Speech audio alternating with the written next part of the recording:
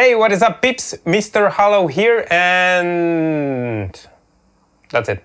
Just Mr. Hollow here. Hey, what is up peeps? Mr. Hollow here with a hands-on review of Samsung's flagships of this year, the Galaxy S7 and the Galaxy S7 Edge. Last Thursday, the phone was officially launched in Romania and I had the opportunity to attend the launch event, get some alone time with both of them, and honestly I have to say I was pretty pleased with the end result. However, I was not mind blown. I'm going to be completely frank with you, if you like the S6, you're going to love the S7. If it ain't broke, don't fix it, right? Well, design-wise, Samsung gave the S7 a slightly curved glass back, but the same overall look of the S6, made it a tad bit smaller, 1mm thicker and 14 grams heavier. As a nice addition, the camera is almost completely flush with the back of the phone, so you won't have the camera bump found on the S6. Unlike last year, the Edge got a display size bump from 5.1 inches of the S7 to 5.5 inches, adds an extra 5 grams and brings back those rounded edges on the display that are just great to look at.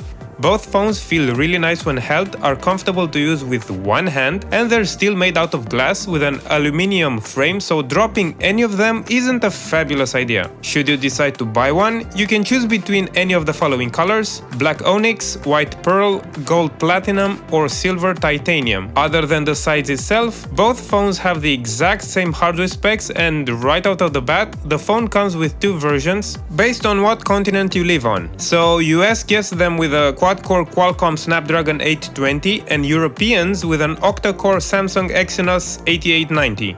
Android Marshmallow is already the version to launch with if you intend to sell a flagship device, so it's no wonder that Samsung launched it with the latest 601 version with February 2016 security updates. 4 gigs of RAM is more than enough for Android Marshmallow to munch on, and I haven't seen any lag while handling any of the devices. Software-wise, you're still stuck with TouchWiz, but it's a bit cleaner than on the S6 pre 6.0 and 50 times better than where it was 2 or 3 years ago. On the S7 Edge, you'll also get the Edge UX, which will give you a neat little menu where you can have interesting things like news, shortcuts and other things when you slide your finger from the edge of the screen.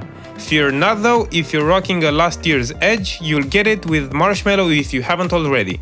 Looking at storage space, there are differences again, as US users will have to settle for 32GB, while everyone else will get to enjoy either 32 or 64GB. The microSD card slot is back and you can use cards up to 200GB, but without the adoptable storage option.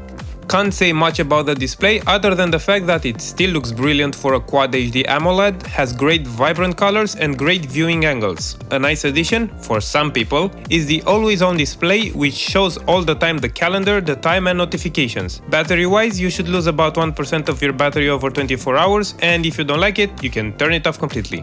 The Galaxy S7 didn't make the switch to USB Type-C, so is still running on micro USB 2.0, which will probably make you happy since you don't have to change any of the cables that you currently have lying around. The S7 is rocking a 3000 mAh battery, a 450 mAh increase over the S6, while the S7 Edge a 3600 mAh one, and that increased thickness means you won't get the camera hump on the back. Neat, right? You'll be happy to know that the phone has a quick charge 3.0 technology implemented, which means your phone will go from 0 to 83% in about half an hour. I can't say anything about battery life in the short time that I had there either, but that Google Play Services hogger right there doesn't look good for me. However, as stated before, you shouldn't complain with that charge timer. Rear camera wise, it's rocking a 12 megapixel sensor, which means that it lost 4 megapixels from the S6, but don't despair because it got a larger f1.2 aperture and a 1.4 micron pixel sensor, which means more light goes into the sensor, thus better looking pictures, especially in low light scenarios. You'll be able to record slow motion videos of your dog, cat, birds or your parents giving you chores at 240 frames per second in 720p, or shoot 4K videos at 30 frames per second and 1080p at 60 frames per second. Manual mode is also present and will be very satisfying if you've handled the DSLR before and you like to control most aspects of a camera before snapping a photo. You probably already knew that it is waterproof, but if you didn't, surprise! Here it is in action in a fish tank. Also, don't try to get a Darwin Award and charge it underwater because it won't work, as it has some sort of protection built in and you might not survive the test. Oh, and by the way, if you liked and were using the IR Blaster, tough luck, as Samsung decided to remove it, so yeah. Let's talk about security and the fingerprint scanner. It's still on the home button, something that I personally don't like because it's less intuitive than having one on the back where you can scan the index finger and hold the phone at the same time. However, it's really fast and pretty accurate.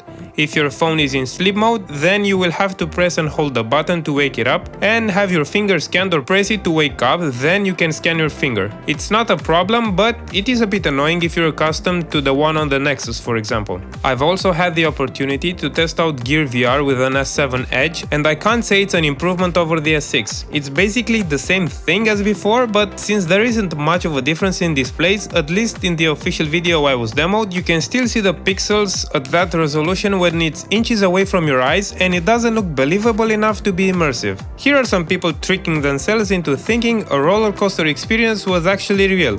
Well, it wasn't. Duh!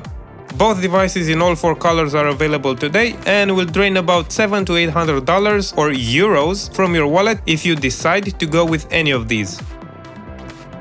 That's it for these highly priced phones. Don't forget to charge the like button now. Yeah, that one over there. You can see it. Yep, there it is. Share this video with people you know or don't.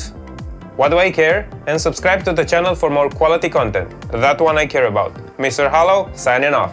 See ya!